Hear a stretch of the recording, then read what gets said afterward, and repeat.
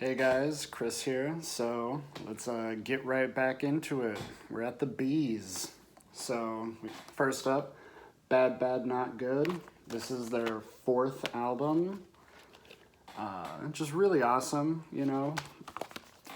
If you're into jazz, they're pretty great. Then we got Bad Religion Suffer. If you've never listened to Bad Religion, it's a really good album to dip your feet in on. Then we got The Bass Drum of Death, you know, Just Business. Yeah, they're just a garage rock band. I found out about them from the Adult Swim Singles program, which I would recommend going to. It's still all up. You can get just free songs. It's great. Then we got Courtney Barnett, Sometimes I Sit and Think, and Sometimes I Just Sit. Just really awesome guitar work and like singer-songwriter, you know, stuff. It's like garage, but just really, really amazing. And then her follow-up album, Tell Me How You Really Feel. Very shiny. Then we got The Bay City Rollers. This is one of those albums that I got from a buddy that was giving me his collection. I have truthfully not listened to it. But now we got Beach Boys live in London in '69. Just pretty great, you know. Big fan of the Beach Boys. So then we got Beck, Odelay. This is probably my favorite Beck album, I'm not gonna lie. And then Guerdo, which is you know, pretty fun. Then we got Bell Witch, which is like drum and bass black metal. Just really, this is the vibe. The way, how this makes you feel is how the album sounds. It's also on this like amazing blue transparent vinyl. It's just like, it's like you're underwater. It's music for fish.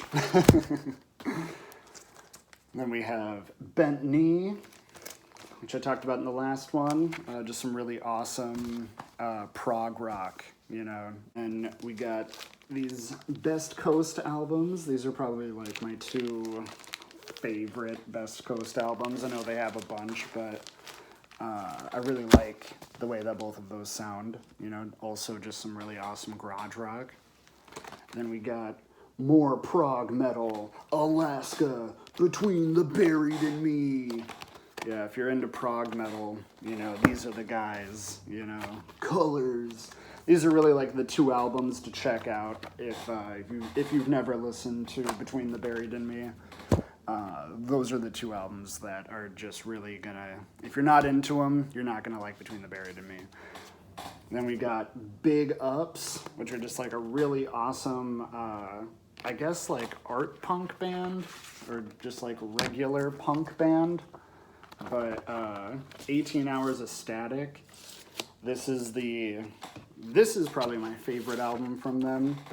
But the rest of their stuff is really good. Like, you know, this album, which is the album right after 18 Hours, they definitely got more art punk in there and less like aggressive, but it's still like harsh to listen to. My favorite Black Dahlia Murder album, Ever Black. Amazing.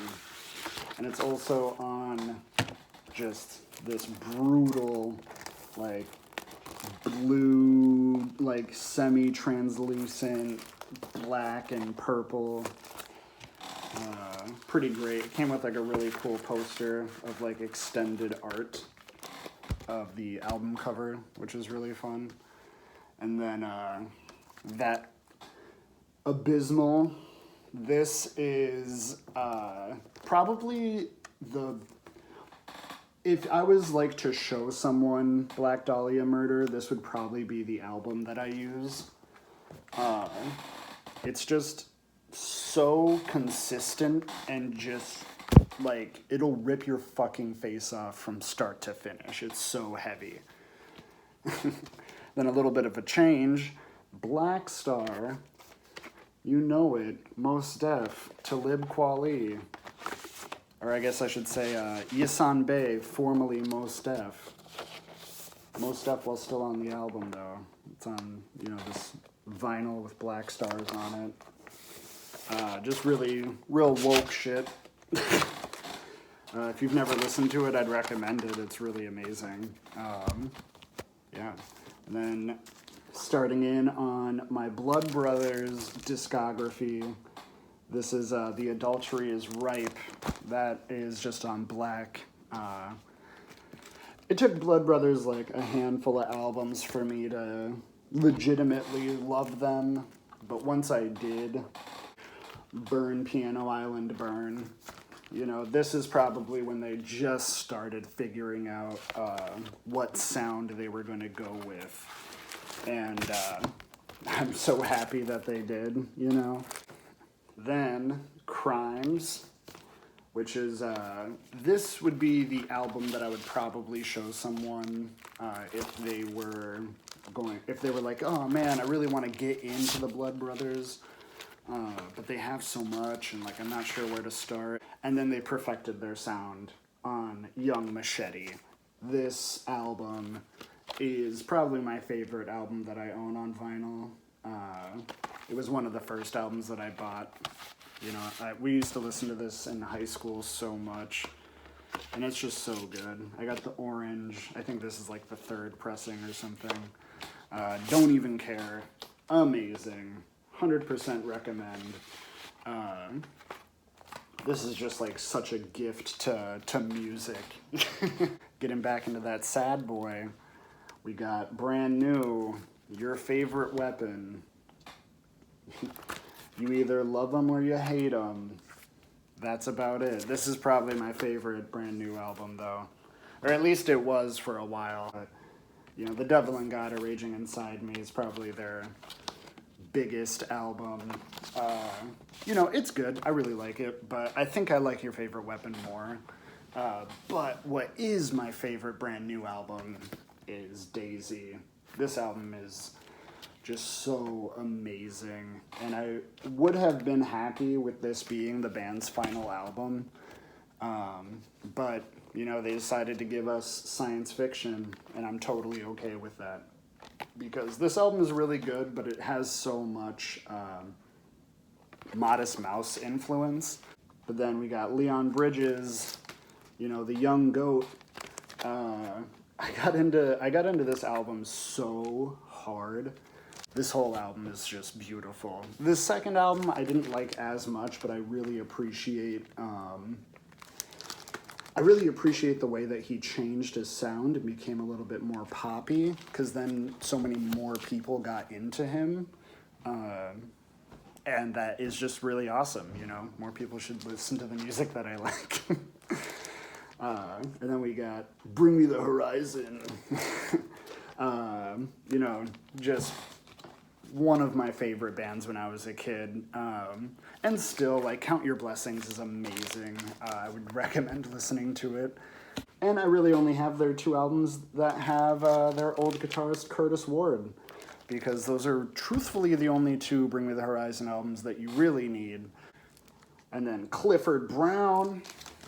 I actually bought this because it was like crazy cheap at a garage sale. But this shit is so good. Danny Brown, old. This is the first Danny Brown album that I got into, and I really don't like a lot of it. I'm not even gonna try to lie. Most of his, like, I don't know, dubstep-esque songs are really not for me, like Dip and shit like that. But this, you know, say what you will about Danny Brown, but this album, this is the fucking shit, dude. If you haven't listened to it, it's like fucking so great, you know? Executive produced by Q-Tip, so, you know, if you fuck with A Tribe Called Quest, little whole record sticker packet. Pow Bully, feels like just like really great garage, not even like garage rock, just like good rock, you know? Like, I could totally see these guys being on the radio, but I'm not sure if the radio plays them or not. I don't listen to rock radio much. I do know that they sell out Milwaukee when they come here, so, you know, that stands for whatever. Then we got Anna Birch, Detroit's own. She's so good. If you just want the most earworm bedroom pop, then you gotta listen to this specific album. The follow-up album, just as good, a little bit more somber and less, it's a lot more coherent. This album has a lot more different genres and different settings, whereas this one is very much a vibe, a whole vibe. But it's on this, you know, got that early bird. And that's it. You know, the B's are done. Coming up next, we got the C's. Hopefully you enjoy some of these albums. I would recommend most of them. And, you know, if you have any of them, you know, let me know in the comments. If you want to know more about any of them, also let me know in the comments, you know. Be sure to like and subscribe and stay tuned, you know. We're making it through. The C's are going to be a shorter video for sure. Yeah, you know, just stay tuned. More to come. I'll see you guys.